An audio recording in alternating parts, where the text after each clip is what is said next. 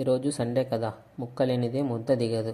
సరదాగా chicken curry try చేద్దామని chicken షాప్కి వెళ్ళి హాఫ్ కిలో చికెన్ తీసుకొని ఒక బౌల్లో వేసుకొని 2 టైమ్స్ బాగా క్లీన్ చేసుకోవాలి. తర్వాత చికెన్లోకి కావలసినంత పసుపు, కారం, ఉప్పు వేసుకొని బాగా కలుపుకోవాలి. ఒక గోళం తీసుకొని అందులో కొంచెం ఆయిల్ వేసుకొని వేడి చేయాలి.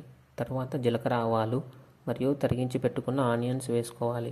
ఆనియన్స్ కొద్దిగా బ్రౌన్ కలర్లోకి వచ్చాక టమోటాలు వేయాలి. కొద్దిసేపు తర్వాత పచ్చిమిర్చి, అల్లం పేస్ట్ వేసి పచ్చివాసన పోయేంత వరకు వేడి చేయాలి. తర్వాత మనం పక్కన పెట్టుకున్న చికెన్ని తీసుకొని గోళంలోకి వేసి బాగా కలుపుకోవాలి. ఒక 5 మినిట్స్ తర్వాత రుచికి సరిపడా కారం, ఉప్పు, గరం మసాలా మరియు చికెన్ మసాలా, అలాగే కొంచెం కొత్తిమీర అండ్ పెరుగు కూడా వేసి బాగా కలుపుకోవాలి. ఇలా చేస్తే ముక్కకి కారం బాగా పట్టుకుంటుంది. ఇలా 5 మినిట్స్ మీడియం ఫ్లేమ్లో ఉంచి తర్వాత అందులో కొంచెం వాటర్ పోసి ముక్క బాగా ఉడికేంత వరకు అలాగే ఉంచాలి.